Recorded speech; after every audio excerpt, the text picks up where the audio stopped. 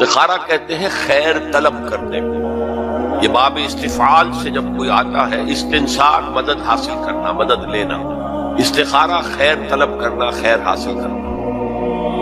اور اس کی ایک دعا جو ہے وہ ایسی ہے کہ جو حضور نے، صحابہ کہتے ہیں، ہمیں ایسے سکھائی جیسے قرآن، یعنی اتنے اہتمام کے ساتھ وہ دعا سکھائی. وہ دعا پڑھتے رہنا یہ ایک مستقل گویا کہ انسان کا استخارہ ہونا چاہیے. اس کے معمولات کوئی بھی مسئلہ درپیش ہے تو آدمی دعا کرے، اللہم انی استخیرک بعلمک واستقدرک بقدرتک. اے اللہ میں تیرے علم سے خیر مانگتا ہوں اور تیری جو قدرت ہے اسی سے قدرت چاہتا ہوں کہ مجھے بھی کچھ طاقت حاصل ہو جائے. اللہم انی استخیرک بعلمک واستقدرک بقدرتک واسألک من فضلک العظیم. اور مانگتا ہوں تو اس سے تیرا بہت بڑا فضل. اللہم ان کنت تعلم ان ھذا الامر خیر لی فی دینی ومعاشی وعاقبۃ امری. اے اللہ تیرے علم میں اگر یہ کام جو میں کرنے چلا ہوں یا یہ رشتہ جو ہم کو تجویز کر رہے ہیں، اگر تیرے علم میں یہ ہے کہ یہ ہمارے لیے دین اور دنیا اور آخرت کے اعتبار سے بہتر ہے، فقدر ہو لی تو وہ ہمارے لیے، اس کو ہمارے لیے آسان کر دے، میسر کر دے. میسر ہو لی اسے ہمارے لیے آسان کر دے. ثم بارک لی فی، اور پھر اس میں ہمیں برکتیں عطا فرما. وَإِن كُنتَ تَعْلَمُ أَنَّ هَذَا الْأَمْرَ شَرٌّ لِّي فِي دِينِي وَمَعَاشِي وَعَاقِبَةِ أَمْرِي. اور اگر تیرے علم میں یہ ہے کہ یہ کام ہمارے لیے شر ہے، برائی ہے، دین میں بھی، دنیا میں بھی، اور عاقبت کے اعتبار سے بھی، فَاصْرِفْهُ عَنَّا یا عَنِّي، تو پھر اس کام کو مجھ سے دور کر دے. وَاصْرِفْنِي عَنْهُ، اور مجھے اس سے دور کر دے، اسے مجھ سے دور کر دے. وَاقْدُرْ لِي الْخَيْرَ حَيْثُ كَانَ ثُمَّ أَرْضِنِي بِهِ. اور اللہ خیر جہاں بھی ہو تیرے علم میں وہ ہمارے مقدر میں کر دے اور پھر ہمیں اس کے اوپر راضی بھی کر دے. تو یہ استخارہ تو بہت ہی عمدہ بات ہے اور یہ تو ہمیں اکثر معاملے میں کرنا چاہیے. البتہ وہ استخارہ نکالنا، یہ فلاں سے استخارہ نکال رہے ہیں، فال نکال رہے ہیں، پھر استخارے میں یہ سمجھنا کہ پھر یہ دعا مانگ کر 2 نفل پڑھ کے سو جاؤ تو خواب میں ضرور کوئی اشارہ ملے گا، ان چیزوں کا کوئی ثبوت نہیں ہے میرے علم کی حد تک احادیث میں یا سنت. بہرحال اگر اللہ تعالیٰ اشارہ کر دے کوئی خواب کے اندر تو بھی کوئی بعید بات تو نہیں ہے. لیکن یہ کہ اصل میں دعا استخارہ جو ہے بس وہ ہے اصل استخارہ، اور وہ بہت عمدہ چیز ہے اور وہ ایمان کے عین مطابق ہے کہ اللہ ہم نہیں جانتے، تو جانتا ہے. ہم شارٹ سائٹڈ ہیں، ہمیں یہ چیز اچھی لگ رہی ہے، ہمیں پتہ نہیں شاید اس کے پیچھے کوئی بری چیز چلی آ رہی ہے. قرآن نے کہا ہے وَعَسَىٰ أَن تَكْرَهُوا شَيْئًا وَهُوَ خَيْرٌ لَكُمْ وَعَسَىٰ أَن تُحِبُّوا شَيْئًا وَهُوَ شَرٌّ لَكُمْ وَاللَّهُ يَعْلَمُ وَأَنتُمْ لَا تَعْلَمُونَ. ہو سکتا ہے تم کسی چیز کو برا سمجھو حالانکہ اسی میں تمہارا خیر ہو، اور ہو سکتا ہے تم کسی چیز سے محبت کرو حالانکہ اس میں تمہارے لیے شر ہو. اللہ جانتا ہے، تم نہیں جانتے. تو اسی کو کہتے ہیں تفویض الامر الی اللہ. اپنا معاملہ اللہ کے حوالے کر دو. اللہ تو اگر اسے ہمارے لیے خیر سمجھتا ہے تو آسان کر دے، اگر شر سمجھتا ہے تو اسے دور کر دے. اپنے من میں ڈوب کر پا جا سراغ زندگی. قرآن کیا کہتا ہے وَفِي أَنفُسِكُمْ أَفَلَا تُبْصِرُونَ. اور تیسری اہم ترین آیات کیا ہے؟ آیات قرآنیہ. ان تینوں میں گہرا ربط ہے، آیات آفاقی، آیات انفسی، آیات قرآنی. ان میں تدبر کے ذریعے، غور و فکر کے ذریعے انسان ایمان حاصل کرے. یہ ٹاپ کا ایمان ہے، یہ انٹلیکچوئلز کا ایمان ہے، یہ صدیقین کا ایمان ہے. نمبر 2 ایک ایمان ہے عوام کے لیے، اس کے 2 راستے ہیں. نمبر 1 صاحب یقین کی صحبت. جس کے اندر یہ ایمان پیدا ہو چکا ہو آپ اس کے قریب رہیے. اگر بھٹی کے سامنے بیٹھیں گے حرارت پہنچے گی، اگر آپ برف کی سل کے قریب ہوں گے ٹھنڈ پہنچے گی. صاحب امین، صاحب ایمان کی صحبت اختیار کریں گے، ایمان سراغ کرے گا. یہ ہے عوام کے لیے صحبت. کونوا مع الصادقین، ان کی صحبت اختیار کریں. تیسرا ذریعہ ہے جو ہمارے لیے خاص طور پر جو مسلمان پیدا ہوئے. اب ایک بچہ ہے 7 سال کا، آپ نے نماز پڑھنے کی عادت ڈال دی، پڑھ رہا، اگرچہ غیر شعوری عمر سے شروع کر دیا، اس کو روزہ رکھتا ہے، 9 برس کا ہو گیا روزہ رکھنا شروع کیا. یہ اعمال جو ہیں ان سے بھی ایک یقین پیدا ہوتا ہے. جیسے یقین سے عمل پیدا ہوتا ہے ایسے ہی عمل سے بھی یقین پیدا ہوتا ہے. جب مداومت کرتے رہیں گے اس پر تو اس سے بھی ایک یقین کی کیفیت انسان میں پیدا ہو جاتی ہے. سورہ حجرات میں جو بحث آئی ہے اس کے آخر میں یہی ہے کہ اے نبی یہ بدو جو دعوے دار ہے ایمان کے، یہ آپ پر احسان دھر رہے ہیں. یمنون علیک ان اسلموا قل لا تمنوا علی اسلامکم بل اللہ یمن علیکم ان ہداکم للایمان ان کنتم صادقین. یہ آپ پر احسان دھر رہے ہیں کہ ایمان لے آیا. نبی ان سے کہیے مجھ پر اپنے ایمان کا کوئی احسان نہ دھرو، اپنے اسلام کا، بلکہ اللہ تم پر احسان دھرتا ہے کہ اس نے تمہیں ایمان کے راستے پر ڈال دیا ہے. جب اسلام پر آ گئے ہو تو عمل کرتے رہو گے. ان تطیعوا اللہ ورسولہ، اگر عمل کرتے رہو گے تو اس عمل کے ذریعے سے بھی تمہارے اندر ایمان پیدا ہو جائے گا. تو یہ تین راستے ذہن میں رکھیے. جو عوام ہے غور و فکر، سوچ بچار، اس کی صلاحیت نہیں یا مواقع نہیں، ان کے لیے یہ دو راستے ہیں، یقین بذریعہ عمل اور یقین بذریعہ صحبت. یہاں سے اٹھا رہے ہیں لوگوں کو، بار بار یہیں آ جاتے ہیں. اب یہاں پر لیکن نا ان کو دقت ہوتی ہے. یہاں پہ کوئی صاحب پہلے سے روک دیا کرے نا، جو بعد میں گڑبڑ ہوتی ہے. تو ایک ایمان ہے انٹلیکچوئلز کا، صدیقین کا، جن کو قرآن کہتا ہے اولو الالباب الذین یعقلون ان فی خلق السماوات والارض واختلاف اللیل والنہار لآیات لأولی الالباب. ہوش مندوں کے لیے، عقل مندوں کے لیے، غور و فکر کرنے والوں کے لیے، اصحاب دانش و بینش کے لیے ہماری کائنات میں ہماری نشانیاں ہیں. غور کرو اور ہمیں پہچانو، خود اپنے اندر جھانکو اور ہمیں پہچانو. اور ہماری آیات جو ہیں ہمارے کلام کی، اس کی آیات جو ہیں ان میں وہ ایمان رچا بسا ہوا ہے. ان پر غور کرو، غوطہ زنی کرو. قرآن میں ہو غوطہ زن ہے مرد مسلمان. یہ ہے ٹاپ کا ایمان، یہ ہے اصل وہ ایمان کہ جو مطلوب ہے. اب باقی حضرات جو ہیں ان کے قریب رہیں گے، ایمان حاصل کر لیں گے، اور جو اعمال اللہ نے بتائے ہیں ان پر عمل کرتے رہیں گے، ایمان. اب دوسری بات کی طرف آئیے. نفاق سے کیسے بچا جائے اس کے لیے بھی تین عمل ہیں. پہلی چیز، اور دو چیزیں تو وہ ہیں کہ جو سورہ منافقون ہی کے دوسرے رکوع میں بیان ہوئی. پریونشن کیسے ہوگی، بچو گے کیسے؟ دوام ذکر، اللہ کو یاد رکھو. یا ایھا الذین آمنوا لا تلہکم اموالکم ولا اولادکم عن ذکر اللہ ومن یفعل ذلک فاولئک هم الخاسرون. دل کو غفلت میں مت آنے دو. دل غافل ہوگا شیطان کا ڈیرا بن جائے گا. وہ دوام ذکر میں، البتہ یہ ذہن میں رکھیے کہ دوام ذکر کا ذریعہ کیا ہے، اس میں مغالتے ہیں لوگوں کو. جو سب سے بڑا ذکر ہے اس کو بھولے ہوئے ہیں، اور جو تیسرے چوتھے نمبر کا ذکر ہے اس کو سمجھ بیٹھے ہیں کہ بس یہی ذکر ہے. سب سے بڑا ذکر، مجسم ذکر قرآن ہے. الذکر انا نحن نزلنا الذکر وانا له لحافظون. وہ الذکر کون سا ہے؟ قرآن. اسی کو فرمایا، میں نے وہ آیت سنائی تھی کہ لوگ تنزیہ کہتے تھے یا ایھا الذی نزل علیہ الذکر انک لمجنون. حضور سے مخاطب ہو کر کہتے ہیں فلاں جس کے اوپر کے اس کے خیال کے مطابق ذکر نازل ہوا ہے، ہم تو تمہیں پاگل سمجھتے ہیں. وہاں بھی لفظ کیا ہے؟ الذکر. تو معلوم کیا ہوا؟ انا انزلنا الیک الذکر لتبین للناس ما نزل الیہم. یہ الذکر ہے. تو اس سے بڑا ذکر کوئی نہیں. تلاوت قرآن، تدبر قرآن، غور و فکر قرآن کا، قرآن کو یاد کرنا. اس پر میرا کتاب چاہے مسلمانوں پر قرآن مجید کے حقوق، اب تو یہاں شاید کوئی کتاب موجود نہیں رہی ہے، اور اگر آپ کو ضرورت ہوتی ہے پاکستان سے منگا لیتے ہیں ہر شے، پڑھیے انشاءاللہ آ جائے گی چیز. نمبر 2 ذکر کیا ہے؟ اقیم الصلاۃ لذکری. نماز کو قائم کرو میری یاد کے لیے. یہ ذریعہ ذکر میں، وہ تو ہے ہی مجسم ذکر، اور یہ ذریعہ ذکر میں سب سے اہم ہے. یہ عملی ذکر بھی ہو رہا ہے اور قولی بھی ہو رہا ہے. سورہ فاتحہ پڑھی آپ نے، قرآن شریف کی کچھ آیات پڑھی، پھر رکوع کیا. یہ رکوع جو ہے یہ آپ کا عملی ذکر ہے کہ آپ نے اپنے وجود سے اللہ کی عظمت کو تسلیم کیا. پھر آپ سجدے میں گرے، یہ آپ کا عملی ذکر ہے کہ اپنے وجود سے آپ نے اللہ کی عظمت کو اور تسلیم کیا. تیسری چیز ہے مسنون دعائیں اور مسنون اذکار جو حضور سے ثابت. ہمارے ہاں کیا ہو گیا، مجھے فلاں بزرگ نے یہ چیز بتائی ہے، وہ تو پڑھتے چلے جا رہے ہیں. نہ قرآن سے دلچسپی، نہ اذکار مسنونہ سے دلچسپی. ادعیہ معصورہ، آپ غور کریں گے کہ زندگی کے ہر عمل کے لیے حضور کی دعا موجود ہے.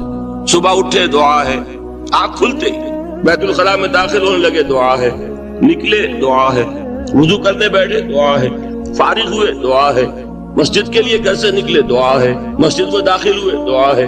مسجد میں تو ہے ہی ذکر، نماز ہے، تلاوت ہے. باہر نکلے دعا ہے، گھر میں داخل ہونے لگے پھر دعا ہے. سواری پر سوار ہو رہے ہیں دعا ہے، اتر رہے ہیں دعا ہے، شیشہ دیکھ رہے ہیں دعا ہے، کپڑے پہن رہے ہیں دعا. زندگی کا کوئی عمل نہیں یہاں تک کہ جو تعلق زن و شو ہے، جس کو کہ خالص حیوانی بات سمجھا جائے گا، اس کے لیے بھی دعا ہے.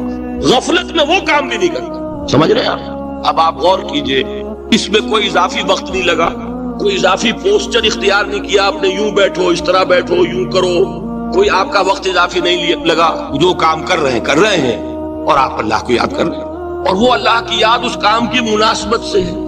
ان ادعیہ معصورہ سے دو تعلق جڑ گئے انسان کے، دعا کس سے کر رہے ہیں؟ اللہ سے، جڑا کہ نہیں؟ اور یہ الفاظ کس کے ہیں؟ محمد رسول اللہ کے۔ تو آپ کے دو تعلق جڑ گئے۔ آپ اپنی جی سے گھڑ کر دعا مانگیں گے تو پہلا تعلق ہو جائے گا، دوسرا نہیں ہوگا۔ بہتر سے بہتر دعا مانگ لیں آپ، لیکن حضور سے جو معصور اور مسنون الفاظ جب آپ زبان سے نکالتے ہیں تو آپ کا تعلق اللہ سے بھی ہوا بذریعہ دعا، اور وہ الفاظ چونکہ حضور کے ہیں صلی اللہ علیہ وسلم تو حضور کے ساتھ ہوا۔ یہ تیسرا درجہ ہے۔ چوتھے درجے میں مانتا ہوں کہ ایک ہوتی ہے خاص کسی شخص کے امراض کی تشخیص کرنے کے بعد تجویز۔ کوئی اگر طبیب ہے، ماہر طبیب روحانی، وہ آپ کو دیکھے گا تو اندازہ لگائے گا کہ آپ میں کیا کمی ہے، اس کے مطابق آپ کو ذکر بتائے گا۔ بھئی فلاں آیت کا مراقبہ کیا کرو۔ کسی میں بزدلی ہوتی ہے، کسی میں مال کی محبت زیادہ ہوتی ہے، کسی میں توکل کی کمی ہے، کسی میں شہرت کی خواہش ہے، نمایاں ہونے کا جذبہ ہے، کسی میں تکبر ہے۔ سب کا ایک سا برس تو نہیں ہوتا نا۔ تو یہ در حقیقت اندھے کی لاٹھی سے نہیں چلنے والی بات، یہ تو ماہر کا کام ہے کہ وہ تجویز کرے کہ تمہارے لیے خاص طور پر ذکر۔ در حقیقت ہمارے جو یہ سلسلے تھے سلوک کے، بڑے ماہر ہوتے تھے، یہ لوگ بڑے ماہر اطباء تھے۔ یہ جو علم نفسیات ہے اس کے ہمارے صوفیاء سے بڑھ کر کبھی کوئی عالم گزرا ہی نہیں دنیا میں۔ فرائیڈ کیا ہے اور ایڈلر کیا ہے اور یونگ کیا ہے، بچے ہیں ہمارے صوفیاء کرام نے جس طرح انسان کی نفسیات کو سمجھا، اور وہ ان کی مناسبت سے تجویز کرتے تھے۔ لیکن اس کو رکھا جائے گا چوتھے نمبر پر۔ جیسے مولانا احمد علی صاحب فرمایا کرتے تھے، بھائی اس آیت کا مراقبہ کیا کرو۔ مراقبہ کیا مانی؟ اب ان الفاظ کو بھی ہم نے خام خواہ کچھ خاص ایک شکل دے دی۔ مراقبہ کیا؟ توجہ کرنا، دھیان کرنا، خاص اس آیت کے اوپر، اس کے معانی پر اپنے ذہن کو جمانا۔ وہ کیوں ہے؟ تاکہ آپ کے اندر جو کمی ہے اس کی تلافی اس سے۔ لیکن یہ کہاں آئے گا؟ چوتھے نمبر، سمجھ گئے؟ تو نفاق سے بچنے کا ذریعہ، پریونشن کیا ہے نفاق سے؟ دوا میں ذکر۔ نہ تمہیں تمہاری اولاد، نہ تمہارے اموال، نہ تمہاری تجارت، نہ کاروبار اللہ کے ذکر سے غافل نہ کر سکے۔ پنجابی میں کہتے ہیں کہ ہتھ کارول اور دل یار ول۔ کام کر رہے ہیں آپ، لیکن یہ کہ دل اللہ کے ساتھ لگا ہوا، زبان تر ہے اللہ کی یاد سے۔ جو قرآن یاد ہے، گاڑی میں آپ بیٹھے جا رہے ہیں، 2 گھنٹے آپ کو کار میں لگانے ہیں، قرآن شریف پڑھتے جائیے، اس سے بڑا ذکر ہی کوئی نہیں۔ یہ ہے پریونشن۔ اب اگر مرض ہو جائے تو کیا؟ اس کے لیے 2 چیزیں ضروری ہیں۔ ایک دیکھیے عجیب ہے، یہ نفاق کا علاج انفاق سے، صرف ایک الف لگانا۔ انفاق کے معنی اور ہے، یہ بنا ہے کس سے؟ نفقت الدراہم، پیسے ختم ہو گئے، مک گئے، یا نفق الفرس، گھوڑا مر گیا۔ تو مال کو کھپانا، لگانا اللہ کی راہ میں، اگر دل میں نفاق کی کوئی آلائش آئی ہے تو اس کا ازالہ ہوگا انفاق فی سبیل اللہ سے۔ مال اللہ کی راہ میں دیجئے، صدقہ کیجئے، خیرات کیجئے، دیجئے، اللہ کے دین میں لگائیے۔ جتنا لگائیں گے نفاق دھل جائے، اس لیے کہ اصل سبب نفاق کا ہے ہی حب دنیا، دنیا کی محبت، لہذا اس کا ازالہ ہوگا۔ جو سب سے محبوب شے ہے مال، انہ لحب الخیر لشدید، مال محبوب ترین ہے کہ نہیں؟ لہذا اس کو اللہ کی راہ میں لگائیں گے تو وہ نفاق دھل جائے گا۔ اور ایک اور چیز ہے جو بہت اہم ہے، بہت ہی شعوری طور پر اس کا اہتمام کیجئے۔ جس وقت دین کے کسی فرض کی انسان کو سمجھ آ جائے، اس کا شعور پیدا ہو جائے، پھر ڈیلے نہ ہو۔ ذرا سا ڈیلے جو ہے اس پر عمل کرنے میں، یہ در حقیقت نفاق کو جڑ پکڑنے کا موقع دینا ہے۔ امیڈیٹ ایکشن، ایک بات سمجھ میں آ گئی، فوراً عمل۔ اس میں شیطان کیا کرتا ہے؟ ذرا ٹھہر جاؤ، ابھی دیکھو یہ فرض ہے، یہ ذمہ داریاں ہیں، یہ کرنا ہے، وہ پھر لگا دینا اپنے آپ کو۔ بہت سے لوگ کہتے ہیں بس یہ ریٹائرمنٹ کے بعد تو سارا میں دین کے لیے وقف کر دوں گا۔ اول تو خدا کے بندے تمہارے اندر رہ کیا جائے گا ریٹائرمنٹ کے بعد؟ سارا تو کھپ چکو گے، رہ کیا جائے گا؟ دوسرے یہ کہ یہ بھی جان لیجئے کہ کار دنیا کسے تمام نہ کر، ریٹائرمنٹ کے بعد کون فارغ ہو جاتا ہے؟ بیٹوں بیٹیوں سے فارغ ہوئے تو پوتے پوتیاں موجود ہیں، نواسے نواسیاں موجود ہیں، کبھی بھی وہ بوجھ ختم نہیں ہوتا زندگی کا۔ وہ تو یہ کہ آج بات سمجھ میں آئی ہے تو آج عمل ہونا چاہیے۔ قرآن مجید میں سورہ انعام میں بڑی شدید وعید آئی ہے، الفاظ ہیں یہ وَنُقَلِّبُ أَفْئِدَتَهُمْ وَأَبْصَارَهُمْ كَمَا لَمْ يُؤْمِنُوا بِهِ أَوَّلَ مَرَّةٍ۔ انسان پر ایک حقیقت کا انکشاف ہوا کہ یہ بات حق ہے، فوراً تسلیم کر لیا۔ کسی مصلحت کی وجہ سے، کسی بزدلی کی وجہ سے، کسی لالچ کی وجہ سے، کسی اپنی سیادت یا قیادت کی وجہ سے کیسے مان لوں؟ لوگ کہیں گے کہ یہ نیچے ہو گیا، وہ اونچا ہو گیا جس کی بات مانی، کسی وجہ سے رک گئے تو اللہ تعالیٰ اندر سے وہ جو استعداد ہے حق کو پہچاننے کی وہ سلب کر لیتا۔ وَنُقَلِّبُ أَفْئِدَتَهُم وَأَبْصَارَهُم، ہم الٹ دیں گے ان کے دلوں کو بھی اور ان کی آنکھوں کو بھی۔ کیوں؟ كَمَا لَمْ يُؤْمِنُوا بِهِ أَوَّلَ مَرَّةٍ، اس لیے کہ وہ پہلی مرتبہ جب انکشاف حق ہوا ہے وہ ایمان نہیں لایا۔ اس کا میں ایک واقعہ آپ کو سنانا چاہتا ہوں کہ کس طرح صحابہ کرام پر بھی وقتی طور پر یہ واقعہ اگر صحابہ کرام کا نہ ہوتا تو یہ حقائق سمجھ میں نہ آتے۔ غزوہ تبوک کے موقع پر یہ میں جملہ انکمپلیٹ رہ گیا، ضعف ایمان کا حملہ ہو جاتا تھا، نفاق کا نہیں معاذ اللہ، لیکن ضعف ایمانی کی اگلی منزل شروع ہو جاتی ہے نا، نفاق۔ جہاں جھوٹ بولنا شروع کیا نفاق، جھوٹی قسمیں کھانی شروع کی سیکنڈ سٹیج، اور جہاں مومنین صادقین سے بغض اور عداوت پیدا ہو گیا وہ تھرڈ سٹیج۔ تو وہ ضعف ایمان کا کیسے ہوتا ہے یہ حضرت کعب ابن مالک نے بڑی تفصیل سے بیان کیا ہے۔ غزوہ تبوک کے موقع پر جہاں منافقین نے آ کر جھوٹے بہانے بنائے، جھوٹی قسمیں کھائیں اور حضور سے ایگزمپشن لے لی، چھٹی لے لی، رخصت لے لی، وہاں 3 ایسے صحابہ بھی تھے جو مومن صادق تھے، لیکن وقتی طور پر شیطان نے انہیں ورغلایا۔ کیسے ورغلایا وہ سمجھ لیجیے۔ کعب ابن مالک نے تفصیل سے بیان کیا ہے، اور میرے نزدیک یہ جہاں تک میرا مطالعہ ہے طویل ترین حدیث ہے، بخاری اور مسلم میں بھی موجود ہے۔ حضور جب واپس آئے ہیں اور اب آپ نے ایک ایک کو بلایا، جن لوگوں نے تو پہلے جھوٹی قسمیں کھا لی تھی ان کو تو بلانے کی ضرورت نہیں تھی، لیکن کچھ لوگ ایسے بھی تھے کہ جنہوں نے ایگزمپشن بھی نہیں لی تھی اور گئے بھی نہیں تھے۔ اب ان کو آپ نے ایک ایک کر کے پیشی ہوئی، آپ کیوں نہیں گئے تھے؟ تو اب جو منافقین تھے ان میں سے انہوں نے اس موقع پہ جھوٹی قسمیں کھا لی۔ خدا کی قسم حضور ہم تو بالکل تیار تھے، پوری میں نے تیاری بھی کر لی تھی، پورا ارادہ تھا، یہ وقتی طور پر یہ مصیبت مجھ پر آپ پڑی۔ جس نے قسم کھائی انہوں نے کہا اچھا ٹھیک ہے جائیے۔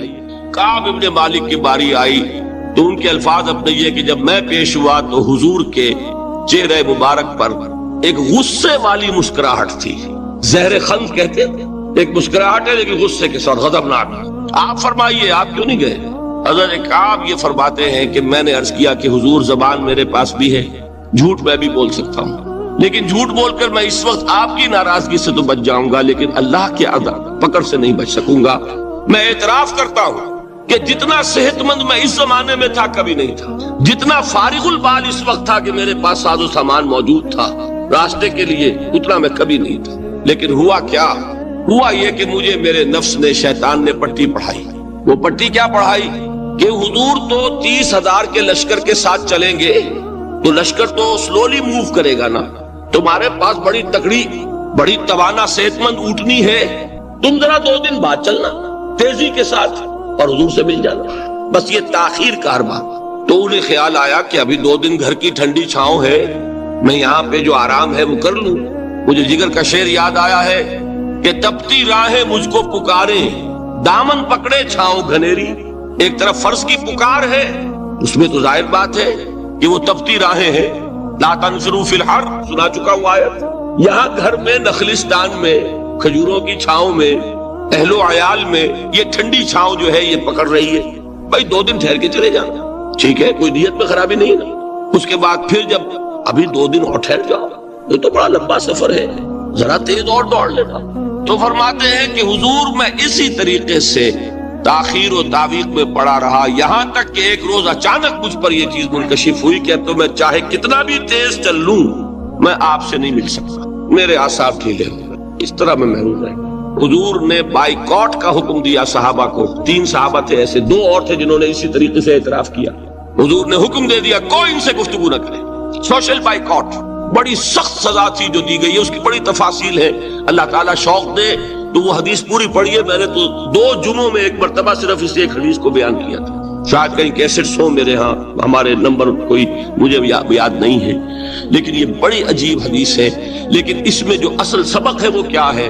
اس طریقے سے شیطان لے تو لال، تاخیر، تعویق، ابھی کیا جلدی ہے، ذرا اس کام سے فارغ ہو لو، ذرا پھر تلافی کر لینا، ذرا زیادہ زور سے کام کر لینا، یہ وہ چیز ہے کہ جو وہ تو خیر صحابی تھے، بچ گئے۔ اگر وہاں جھوٹی قسم بھی کھا دیتے تو گئے تھے۔ یہ تو اتنا ہی ہے نا، مردی و نامردی قدم فاصلہ دارت، اس میں تو یہی ہے کہ ذرا ایک جھوٹی قسم کھا دیتے، جھوٹے بہانہ بنا دیتے تو اب ضعف ایمان نہ رہتا، وہ نفاق کی طرف شروع ہو جاتا۔ وہ اللہ تعالیٰ نے ان کو بچایا، لیکن یہ کہ ہم کیسے بچیں گے اگر ہم نے یہ روش اختیار کی؟ لہذا 3 کام، دوام ذکر نمبر 1، اس کی میں شرح کر چکا ہوں، 4 اذکار یاد کر لیجئے گا ان کو، ورنہ کیا فائدہ۔ نمبر 2، انفاق فی سبیل اللہ، نفاق کا علاج انفاق سے۔ نمبر 3، یہ عادت اپنے اندر پیدا کیجئے شعوری طور پر کہ جب ایک حقیقت واضح ہو جائے فوراً اعتراف کہ ہاں بھائی بات ٹھیک ہے آپ نے۔ جب ایک فرض کا احساس ہو جائے فوراً اس کی ادائیگی کے لیے آغاز۔ تاخیر و تعویق ہے کہ جس سے پھر نفاق کو موقع ملے۔ اللہ تعالیٰ مجھے اور آپ کو حقیقی ایمان عطا فرمائے اور نفاق سے بچائے رکھے۔ اب آئیے حقیقت و اقسام شرک پر۔ دیکھیے، ہر شخص یہ جانتا ہے کہ اسلام دین توحید ہے۔ ایک لفظ میں اگر کہیں گے تو اسلام کا سب سے بڑا وصف، سب سے بڑی علامت توحید۔ وہ جو اقبال نے کہا کہ توحید کی امانت سینوں میں ہے ہمارے، آسان نہیں مٹانا نام و نشاں ہمارا، تو توحید ہے۔ توحید کی ضد ہے شرک، ٹھیک؟ اس سے میں ایک نتیجہ نکالتا ہوں، کوئی مسلمان جان بوجھ کر مشرک نہیں ہو سکتا، یہ میرا نتیجہ ہے۔ جان بوجھ کر مشرک نہیں ہو سکتا، وہ شرک میں مبتلا ہوگا تو ناسمجھی میں ہوگا، نادانی میں ہوگا، وہ اسے شرک نہیں سمجھے گا۔ یہ ممکن نہیں ہے کہ کوئی مسلمان ہو، گیا سے گیا مسلمان، گزرا سے گزرا مسلمان، گھٹیا سے گھٹیا مسلمان، لیکن وہ شرک کو شرک سمجھتے ہوئے اس پہ آلودہ ہوتا کیا سمجھ میں نہیں آتا کہ شرک۔ تو ضرورت بہت ہے کہ ہم یہ پہچانے کہ یہ شرک ہے کیا۔ دوسری بات یہ جان لیجئے، ہمارے دین میں ناقابل عفو جرم کون سا ہے؟ 2 مرتبہ بیان فرمایا گیا سورہ نساء میں صرف، ان اللہ لا یغفر ویشرک بہ ویغفر ما دون ذلک لمن یشاء۔ اللہ تعالیٰ اسے تو ہرگز نہیں بخشے گا کہ اس کے ساتھ شرک کیا جائے، ہاں اس سے کم تر جس کو چاہے گا معاف فرما دے گا۔ نوٹ کر لیجئے، اس کی بھی اندر بھی اوپن لائسنس نہیں ہے کہ بقیہ سارے گناہ لازماً معاف کر دے گا، یہ نہیں ہے۔ اس سے تو آپ میں جرت پیدا ہو جائے گی، باقی سب کیے جاؤ، یہ نہیں۔ جس کو چاہے گا بخش دے گا، لیکن امید ضرور دلا دی کہ شرک سے کم تر کوئی گناہ ہو تو اس کی بخشش کی بغیر توبہ کے اللہ تعالیٰ نے امید دلائی۔ توبہ سے تو شرک بھی معاف ہو جائے گا، اس سے مراد کیا ہے؟ بغیر توبہ کے۔ اللہ تعالیٰ نے فرمایا کہ اور گناہوں کے بارے میں تو امید کی جا سکتی ہے، لیکن شرک کے بارے میں ہرگز۔ اہمیت واضح ہو گئی مزید۔ نمبر 3، اس شرک کی ہماگیریت کا عالم یہ ہے کہ سورہ یوسف کی آیہ مبارکہ ہے، وَمَا يُؤْمِنُ أَكْثَرُهُمْ بِاللَّهِ إِلَّا وَهُمْ مُشْرِكُونَ۔ انسانوں کی اکثریت کا حال یہ ہے کہ وہ اللہ پر ایمان نہیں رکھتے مگر کسی نہ کسی قسم کے شرک کے ساتھ۔ یہ یونیورسلٹی ہے اس کی کہ اللہ کو بھی مان رہے ہیں لیکن کسی نوع کا شرک جو ہے وہ بھی لگا رکھا ہے۔ وَمَا يُؤْمِنُ أَكْثَرُهُمْ بِاللَّهِ، انسانوں کی اکثریت کا حال یہ ہے کہ وہ ایمان نہیں رکھتے اللہ پر، الا وہم مشرکون، مگر یہ کہ کوئی نہ کوئی شرک بھی کرتے ہیں۔ چوتھی بات یہ سمجھیے کہ شرک ہر دور میں بھیس بدل کر آتا ہے۔ یہ ضروری نہیں ہے کہ شرک کی جو قسمیں آج سے 200 برس پہلے تھی صرف وہی آج بھی رہے۔ ہو سکتا ہے کہ بالکل نئی شکلیں اس شرک نے اختیار کر۔ اس سے کیا نتیجہ نکلا کہ اگر اجتہادی بصیرت نہیں ہوگی تو ہو سکتا ہے کہ ایک شخص جو ہمارے سابق علماء نے لکھ دیا کہ یہ چیز شرک، یہ چیز شرک، یہ چیز شرک، یہ چیز شرک، آج سے 500 برس پہلے کا انسان بڑے سے بڑا عالم دین اپنے زمانے کے شرک کو پہچان کر تو لکھ سکتا ہے، اس سے تو آپ بچ رہے ہیں۔ امام ابن تیمیہ نے اس کو شرک قرار دیا، اس کو شرک قرار دیا، اس کو شرک قرار دیا، کوئی شخص ہے جو اس سے تو بچ گیا۔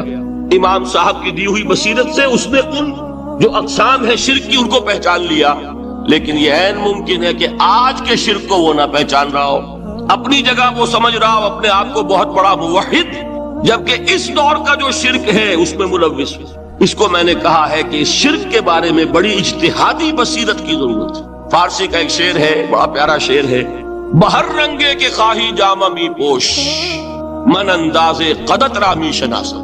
اپنے محبوب سے کہہ رہا ہے شاعر کہ تم جس طرح کا چاہو لبادہ اوڑھ لو، میں تمہیں تمہارے قد سے پہچان لوں گا. کتنا ہی چھپا لو اپنے آپ کو، کیسے ہی لباس بدل لو، بہر رنگے کے خواہی جامہ می پوش، من اندازے قدت رامی شناسا، میں تمہارے قد سے تمہیں پہچانتا.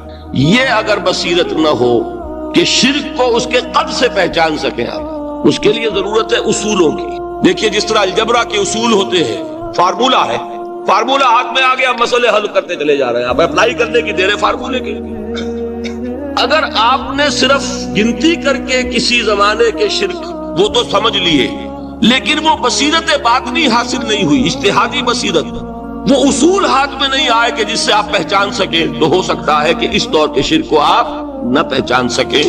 اس کے لیے ضرورت ہے کہ اصل اصول ہاتھ میں آ جائیں تاکہ اصولوں کو اپلائی کریں. ایک بات مجھ سے اور سن لیجئے، میرا اپنا یہ تاثر ہے، ہمارے دین میں خیر، بھلائی، نیکی، چاہے وہ نظریے کی ہو، علم کی ہو، عقیدے کی ہو، عمل کی ہو، اخلاق کی ہو، وہ سب کیا ہے؟ وہ توحید ہی کے شجرہ طیبہ کی شاخیں ہیں.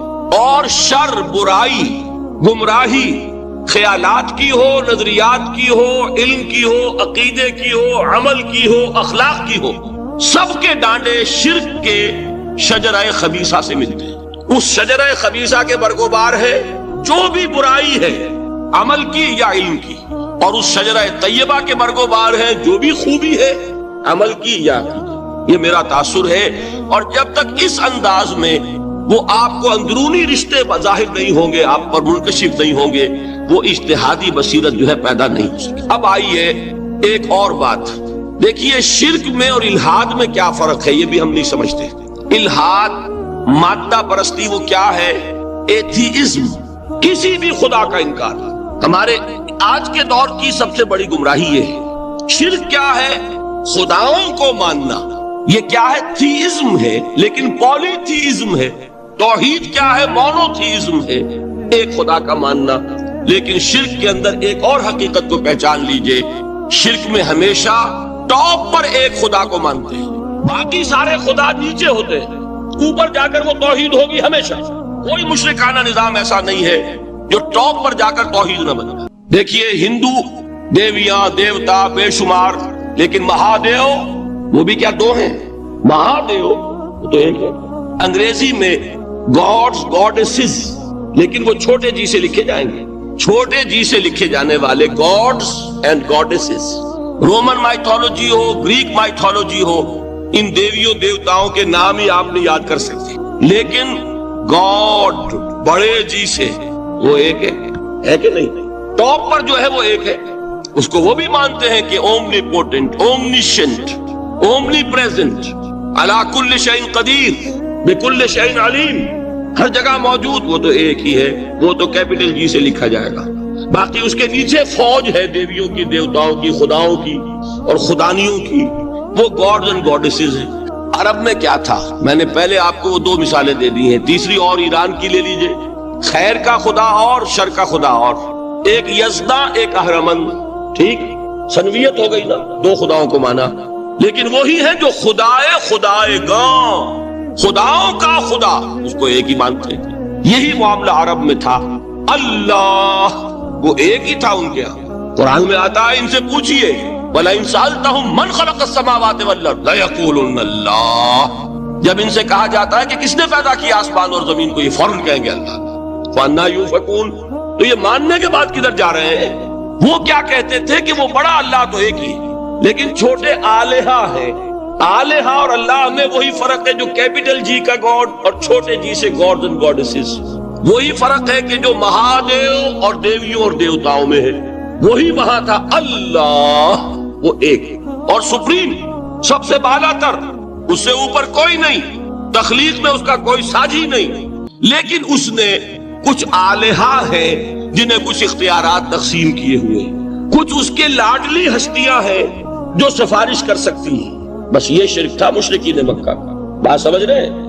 اس کا جائزہ لیں گے تو آپ کو، اور جو آج شرک کی اقسام میں بیان کروں گا اس کو ہاتھ میں لیں گے تو کسی موحد کا تلاش کرنا مشکل ہو جائے گا. ڈھونڈ اب ان کو چراغ رخ زیبا لے کر. آج جن کا نام مسلمان ہے ان کی اکثریت کسی نہ کسی نوع کے شرک میں مبتلا ہے. اب آئیے اقسام شرک. اقسام شرک میں بھی وہی کیفیت ہے جو نفاق کے بارے میں نے عرض کی تھی کہ ایک تقسیم یہ ہے جو علماء نے کی ہے، ایک ہے عقیدے کا نفاق، ایک ہے عمل کا نفاق۔ اسی طرح ایک ہے عقیدے کا شرک، ایک ہے عمل کا شرک۔ عقیدے میں نہیں ہے، عمل میں ہے۔ ایک تقسیم آپ نے سنی ہوگی شرک جلی، شرک خفی، ایک ہے ننگا شرک، کھلم کھلا شرک، ایک ہے چھپا ہوا شرک جو نظر نہیں آتا۔ لیکن ایک مغالطہ اپنے دل سے نکال دیجئے، بعض لوگ شرک خفی کو شرک نہیں سمجھتے، یہ بہت بڑی غلطی ہے۔ اگر وہ شرک نہ ہوتا تو حضور اسے شرک نہ کہتے، کوئی اور لفظ۔ عربی زبان کا دامن جو ہے محدود نہیں ہے، پھر اس کے لیے کوئی اور لفظ اختیار فرمایا جاتا ہے وہ شرک۔ لیکن ایک شرک ہے جلی جو نمایاں ہے، نظر آ رہا، ایک ہے شرک خفی جو نظر نہیں آ رہا۔ اور وہ کتنا خفی ہو سکتا ہے اس کی ایک مثال دی حضور نے۔ شرک خفی اتنا خفی ہو سکتا ہے، ذرا مبالغہ دیکھیے جو حضور نے بات کو سمجھانے کے لیے مثال میں جو مبالغہ اختیار فرمایا۔ ایک سیاہ اندھیری رات میں ایک سیاہ پتھر پر ایک سیاہ چیونٹی کو رینگتے ہوئے دیکھنا جتنا مشکل ہے، اتنا ہی شرک خفی کا پہچاننا مشکل ہے۔ بتائیے، آپ نے فرمایا انا افصح العرب، میں عرب کا فصیح ترین انسان ہوں، اس سے آگے کوئی مثال دی جا سکتی؟ اندھیری رات، تاریک رات، پتھر سیاہ، چیونٹی سیاہ، کون دیکھ سکتا؟ جتنا اس کو دیکھنا ناممکن ہے، اتنا ہی شرک خفی کا پہچاننا مشکل ہے۔ گویا کہ اس سے تو اللہ ہی بچائے گا تو انسان بچے گا۔ ایک آخری بات تمہیداً اور عرض کر دوں، پھر میں چلوں گا اقسام پر۔ میری جو باتیں آپ کے سامنے آئی اس سے ایک منطقی نتیجہ نکلتا ہے۔ کوئی شخص اگر حقیقتاً شرک سے بچ جائے، واقعتاً شرک سے بچ جائے، ہر قسم سے بچ جائے، اس سے بھی اوپر کوئی انسان ہوگا۔ گویا کہ یہ آخری منزل ہے، یا یوں کہیے کہ جس شخص کے بارے میں اللہ تعالیٰ یہ مان لے کہ میرا یہ بندہ شرک سے بری ہے، اس سے بڑی سند کوئی ہے؟ دی ہائیسٹ ٹیسٹیمونیل، سب سے بڑی سند، سب سے بڑی تعریف جو بندے کی ہو سکتی ہے وہ کیا ہے؟ یہ مشرک نہیں۔ یہی وجہ دیکھیے آپ قرآن مجید میں حضرت ابراہیم کے ذکر میں دیکھیں گے، ابراہیم کا مقام کیا ہے؟ خلیل اللہ، ابو الانبیاء، امام الناس، تین نسبتیں ہیں، تینوں بڑی عظیم۔ اللہ کے ساتھ نسبت کیا ہے؟ خلیل، واتخذ اللہ ابراہیم خلیلا۔ ابو الانبیاء، کتنے نبی ہیں ان کی نسل میں؟ اسحاق اور اسماعیل سے چلیے، پھر یعقوب اور یوسف، اور پھر چلیے موسیٰ اور ہارون، اور پھر چلیے سارے انبیاء بنی اسرائیل کے، حضرت عیسیٰ، پھر یہاں تک کہ محمد الرسول اللہ کس کی اولاد ہے؟ ابراہیم کی، ابو الانبیاء۔ اور نمبر 3، انی جاعلک للناس اماما، امام الناس۔ اور قرآن میں جو سب سے بڑی سند انہیں دی جاتی ہے وہ کیا؟ وما کان من المشرکین، وہ ابراہیم مشرکین میں سے نہیں تھے۔ معلوم ہوا کہ یہ سب سے بڑی سند ہے، سب سے بڑا سرٹیفکیٹ ہے، سب سے بڑا ٹیسٹیمونیل ہے جو اللہ کی طرف سے کسی کو مل جائے۔